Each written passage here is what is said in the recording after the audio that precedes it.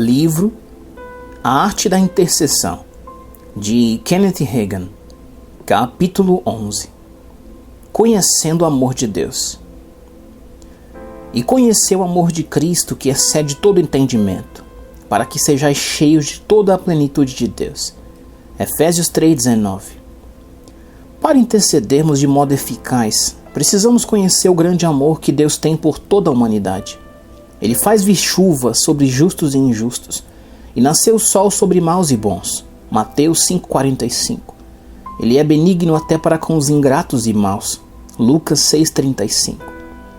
Uma vez que o amor de Deus esteja em nós e tenha sido derramado em nosso coração, estamos prestes a ser gentis como Ele para com o ingrato e mau. Todo aquele que quer. Jesus pagou o preço da salvação para quem deseja aceitá-la. Efésios 2,8, Apocalipse 22,17. Deus chama todos, em todos os lugares, ao arrependimento. Atos 17,30. A mão divina e misericordiosa é estendida à humanidade. Nossa intercessão em favor dos homens não é para que Deus lhe ofereça sua misericórdia. Isso Ele já fez por intermédio de Jesus. Nossa oração é principalmente para romper o domínio de Satanás sobre eles. O diabo cegou o ser humano. 2 Coríntios 4, 3, 4. Nossa tarefa é livrar o pecador de sua cegueira, a fim de que ele veja a luz. O jejum, a oração e a intercessão são algumas armas de nossa milícia para destruir as fortalezas do inimigo. 2 Coríntios 10, 4. Certa tarde, há alguns anos, eu estava deitado em minha cama, repousando em um período entre o culto da manhã e o da tarde.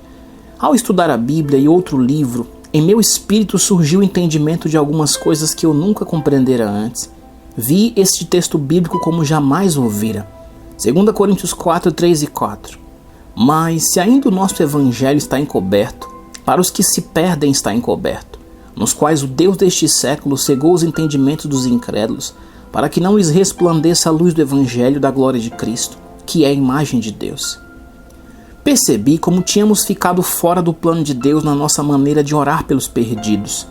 Não escrevo em tom de crítica, mas afirmo que simplesmente dizer Deus salva o tio João e a tia Lúcia surte efeito tanto quanto ficar sentado a esmo cantando Brilha, brilha, estrelinha. Deus já fez a parte dele no tocante à salvação das pessoas, mas eu não sabia disso. Até aquela tarde eu orava assim em favor dos meus parentes. Naquele momento ouvi o Senhor falar comigo. Nenhum homem em seu juízo perfeito dirigiria seu automóvel a 160 km por hora pela estrada até se precipitar na eternidade, se cruzasse com outros motoristas que piscassem os faróis em sinal de advertência, ou se visse placas com os dizeres perigo, ponte interditada. Contudo, um bêbado ou um drogado poderia ignorar tais avisos. Essa verdade se aplica ao plano espiritual. Em sã consciência, ninguém se precipitaria na eternidade sem o Salvador. Porém, o Deus deste mundo cegou a mente dos descrentes. Deus enfatizou este texto, nos quais o Deus deste século cegou os entendimentos dos incrédulos. 2 Coríntios 4, 4, parte A. Eu escutava o Espírito Santo que me lançava o seguinte desafio. Você abordou a questão pelo ângulo errado. Esforçou-se na ponta errada da alavanca.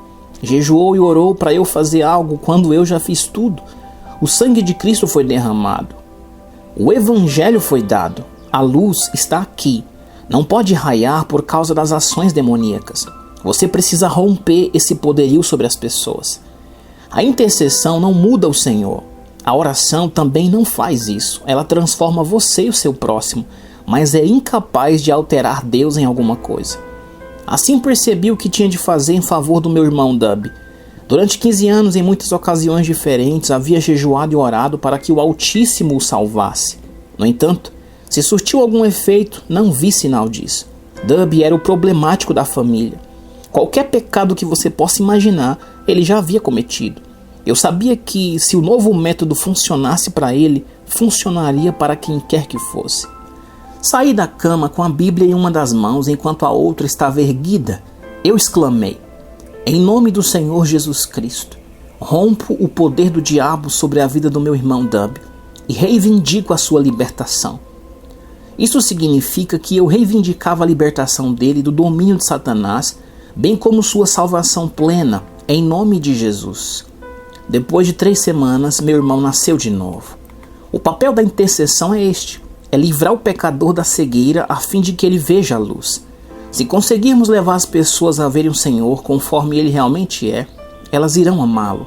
Estamos de acordo com o grande intercessor em seu ministério da reconciliação. Vejamos novamente o seguinte texto bíblico na tradução ampliada, 2 Coríntios 5,19. Deus estava pessoalmente presente em Cristo, reconciliando e restaurando o mundo a seu favor, não imputando aos homens nem contando contra eles as suas transgressões, mas cancelando-as, e nos confiou a palavra da reconciliação, da restauração a seu favor. O que Deus reconciliou com ele? O mundo. De quem foram canceladas as transgressões? Do mundo. É por isso que é tão terrível. As pessoas irão para o inferno e, ao chegarem lá, descobrirão que nós não lhes contamos a verdade, nem que todo o mal havia sido cancelado em Jesus. Deus é bondoso com os ingratos e os maus. Ele nos deu a mensagem do Evangelho, a palavra da reconciliação. Mesmo assim temos pregado. Deus vai abocanhar você se não tomar cuidado. Ele está querendo pegá-lo. As pessoas educam os filhos dizendo: não faça isso. Jesus não vai amar você se você fizer assim. É mentira. Certamente ele não quer que cometa tal infração, mas continuará a amá-los. Dizer às crianças: Deus não amará vocês se agirem dessa forma, as levará a crescer enganadas, sem enxergar a luz do amor do Pai. É muito difícil libertar as pessoas de tais ensinamentos arraigados. No entanto, ele nos deu o ministério da reconciliação. No passado, pensávamos ser necessário pregar às pessoas até elas sentirem convicção.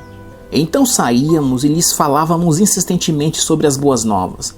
Isso não é necessário, porque o Espírito Santo as convencerá. Nosso ministério é o da reconciliação. Quando conseguirmos levar os perdidos a verem Deus como Ele é, eles o amarão. Capítulo 12. Identificação. Devemos nos identificar com aquela pessoa por quem estamos intercedendo. Jesus se identificou com os sentimentos de Maria e Marta na morte de Lázaro. Elas gemeram e choraram. Ele se comoveu também e chorou. Então foi até o túmulo e ressuscitou Lázaro. O texto de Romanos 12,15 focaliza a ideia de se identificar com o próximo. Alegrai-vos com os que se alegram e chorai com os que choram. O cristão verdadeiro pode sair da casa do regozijo e ir para a casa da lamentação, a fim de chorar com as pessoas abatidas. Paulo se identificou com os judeus a fim de ganhá-los.